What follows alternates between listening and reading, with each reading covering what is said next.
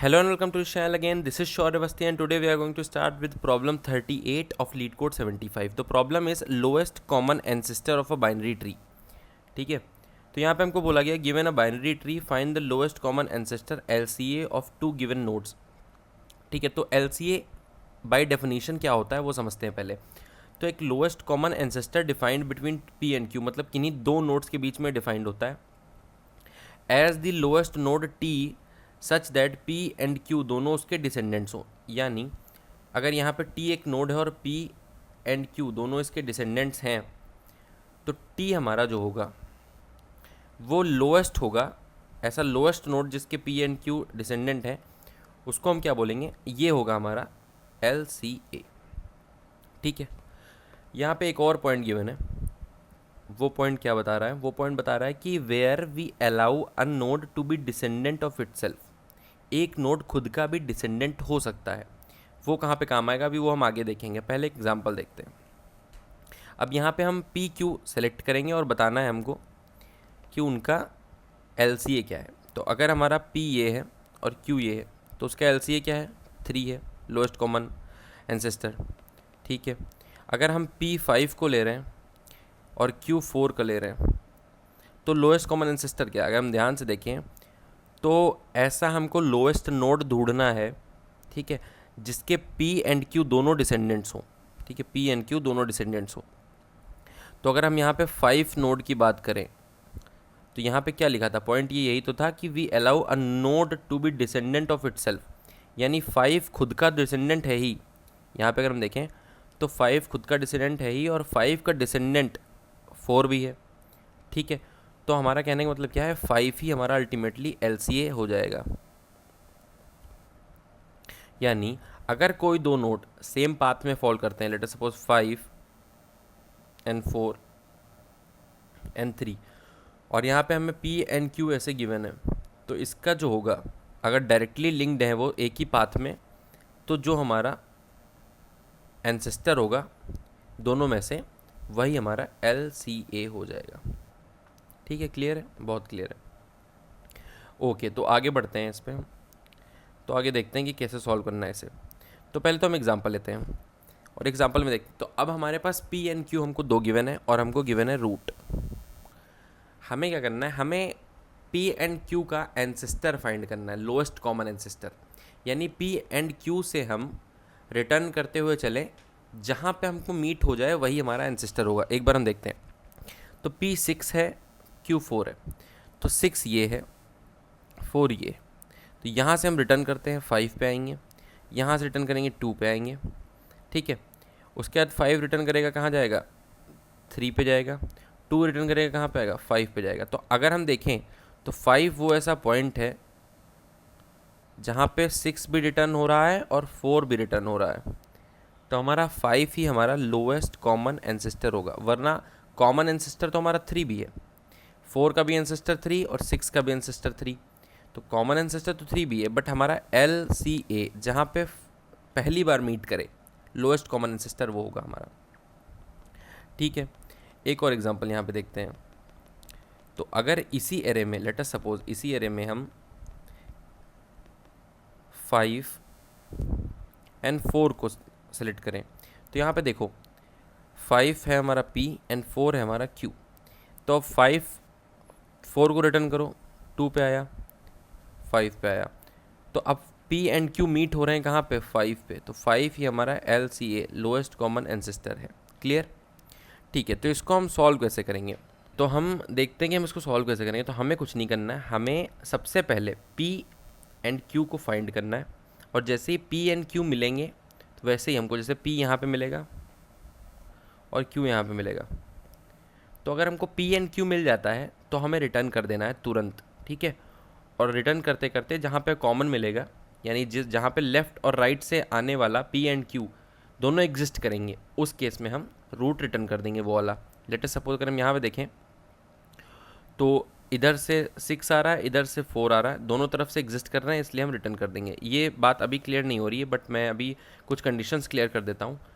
तो हमारा क्या है, हमको 6 एंड 4 यानी P एंड Q को फाइंड करना है. हमको P एंड Q को फाइंड करना है. तो हम अपना जो DFS चलाएंगे उसमें कंडीशन क्या होगी कि अगर रूट पी है, इफ़ अगर रूट हमारा पी है,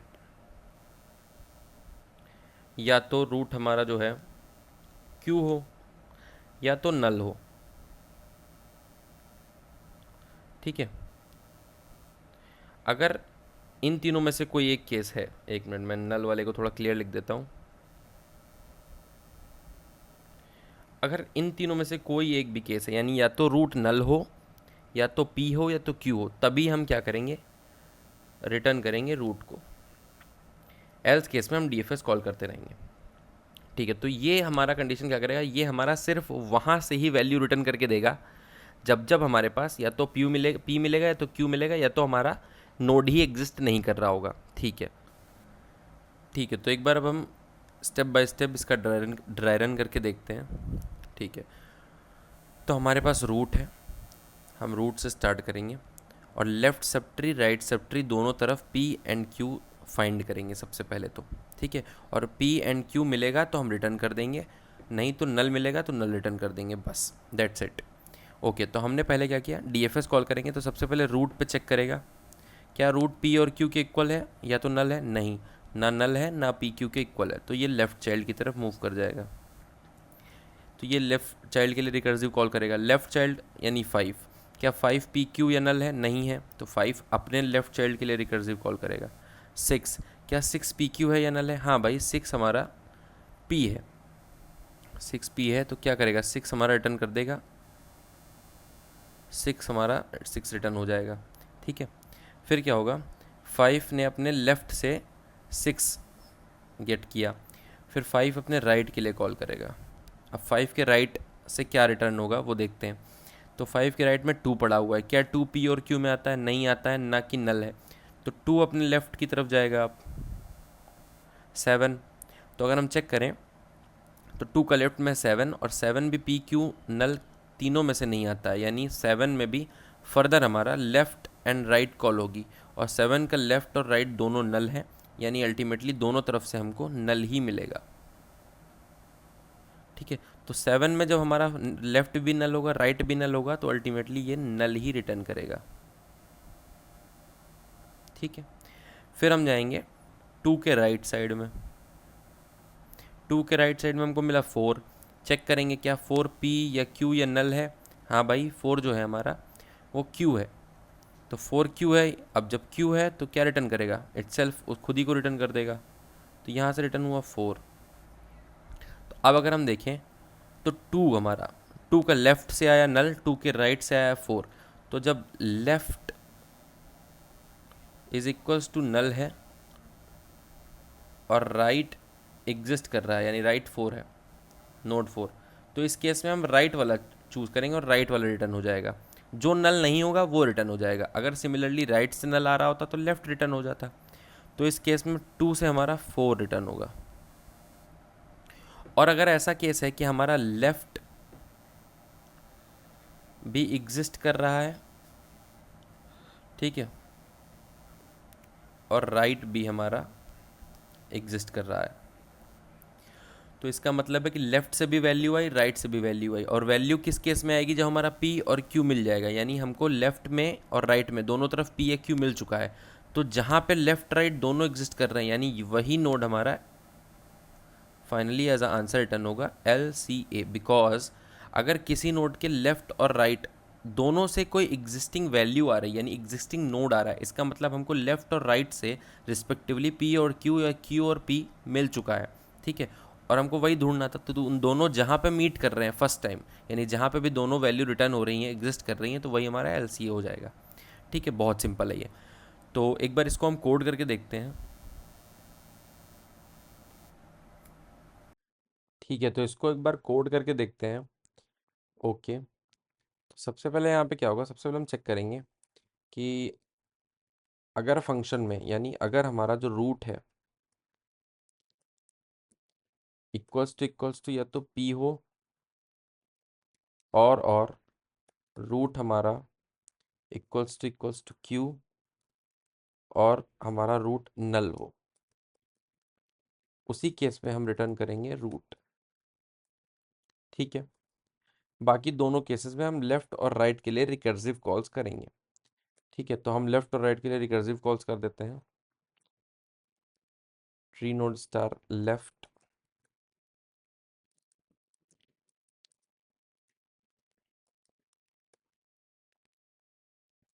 similarly tree node star right के लिए भी करेंगे हम। लेफ्ट के लिए पहले रिकर्सिव कॉल करेंगे, तो उसमें हमारा क्या होगा, फंक्शन कॉल करेंगे।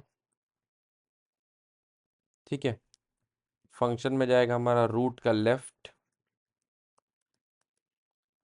Comma P comma Q. Okay, similarly हम राइट सब ट्री के लिए रिकर्सिव कॉल करेंगे।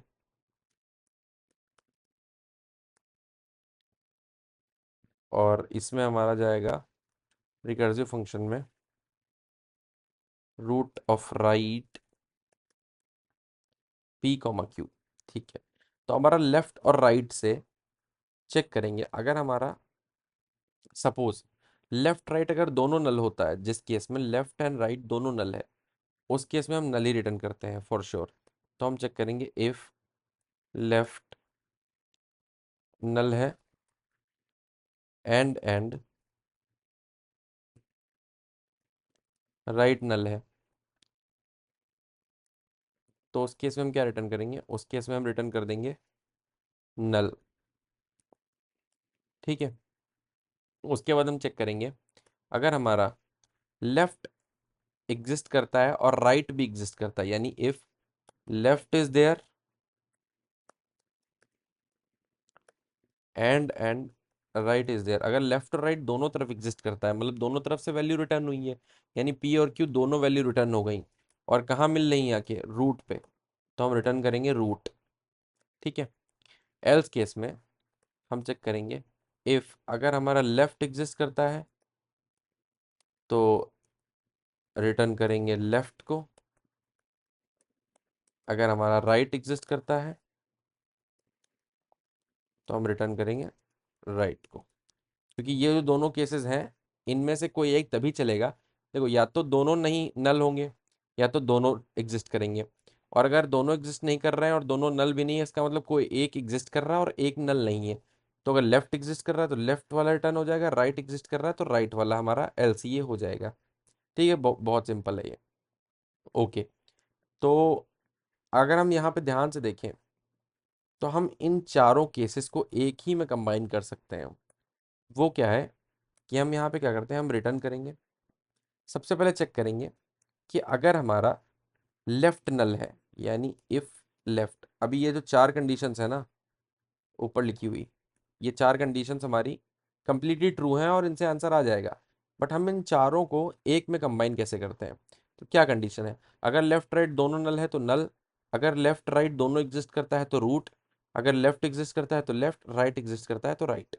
यानी अब हम इसको सॉल्व कैसे करें, अगर हमारा लेफ्ट एग्जिस्ट नहीं करता है, अगर लेफ्ट एग्जिस्ट नहीं करता है तो क्या होगा, अगर लेफ्ट एग्जिस्ट नहीं करता है इसका मतलब राइट रिटर्न करेंगे।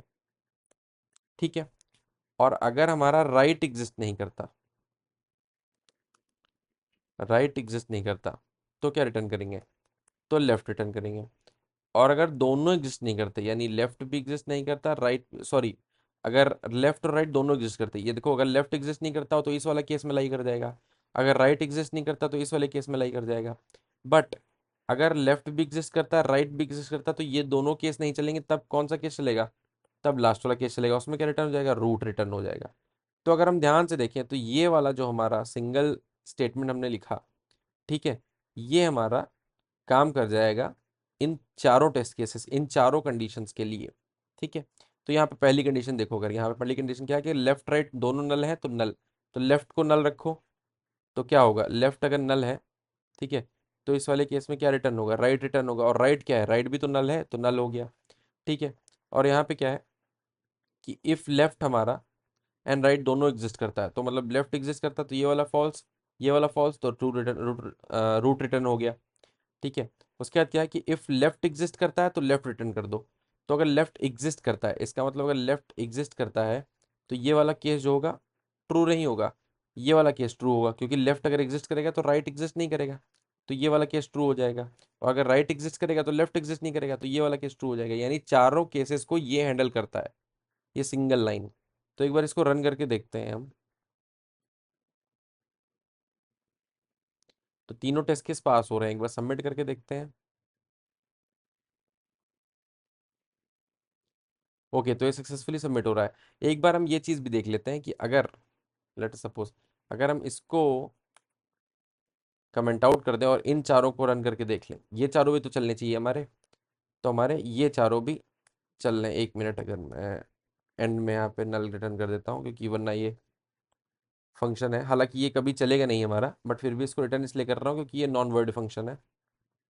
तो एक बार इसको रिटर्न करके देखते हैं, आई मीन रन करके देखते हैं। तो इसमें भी हमारे तीनों टेस्ट केस पास हो रहे हैं। सबमिट करके देखते हैं, तो इसमें भी सबमिट हो जाएगा सक्सेसफुली। देखो ये भी सक्सेसफुली सबमिट हो गया। तो काइंड ऑफ या तो ये चार कंडीशंस हम यूज़ कर लें, या तो ये सिंगल स्टेटमेंट यूज़ कर लें, दोनों काम कर जाएंगे। ठीक है, तो thank you so much for watching this video. अगर वीडियो पसंद आया हो तो वीडियो को लाइक करिए, चैनल को सब्सक्राइब करिए। मिलते हैं अपने अगले वीडियो में, तब तक के लिए बाय।